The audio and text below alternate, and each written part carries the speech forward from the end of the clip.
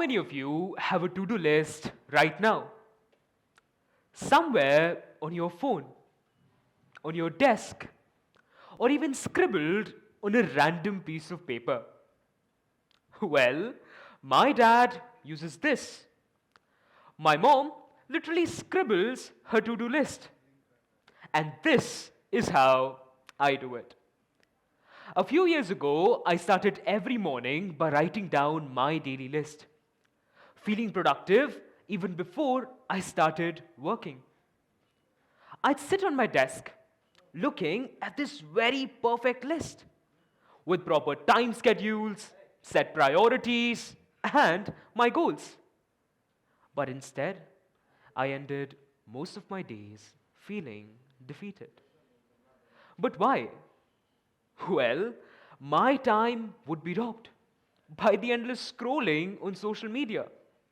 And it all started with a 30-minute YouTube rabbit hole on how to be productive videos.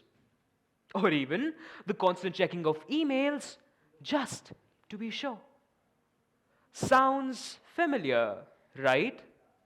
You see, we're experts at writing down our daily list, but terrible at realizing what we shouldn't do. In my case, these distractions weren't just stealing my time, they were draining my focus.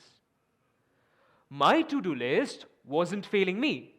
I was failing my to-do list. And that is when I started creating my very first not to-do list.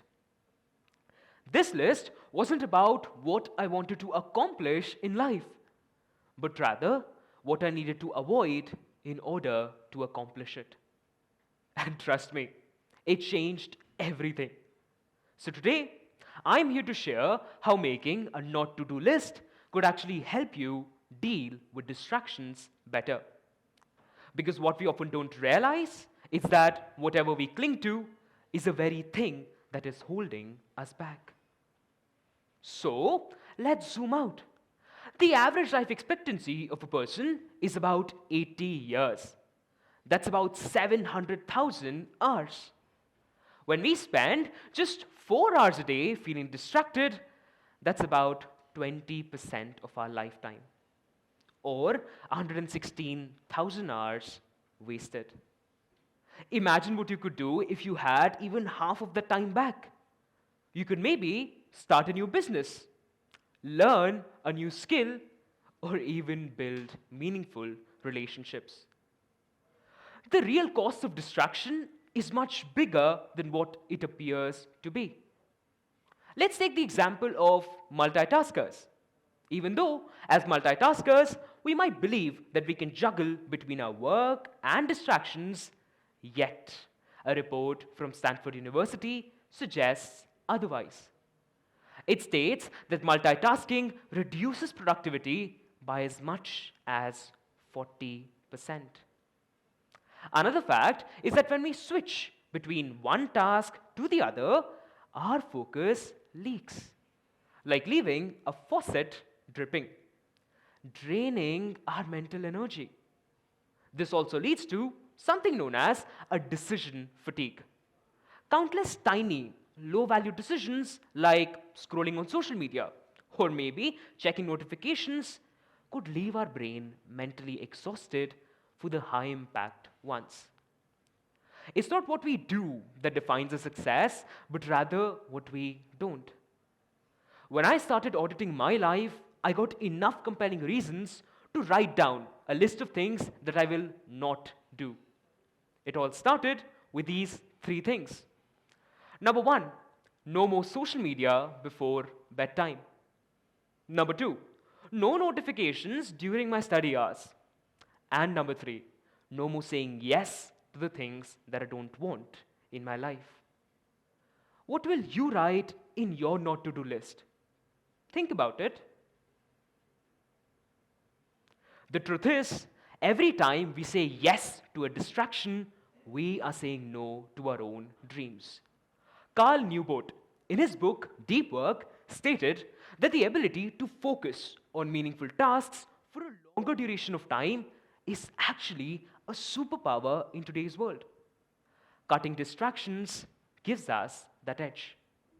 So, here are 3 actionable steps that you can start taking today in order to minimize distractions. Starting with auditing our day, tracking our daily activities for 1 week, seeing where our time leaks, what distractions can we cut. Number 2 is to create a purpose driven routine, replacing distractions with the things that align with our goal. Maybe reading a book, exercising, journaling, or even learning a new skill. Last but not the least is to set clear boundaries. Turning off social media, limiting social media time and notifications, and also scheduling deep work sessions. Now, what would you write in your not to do list? Think about it again.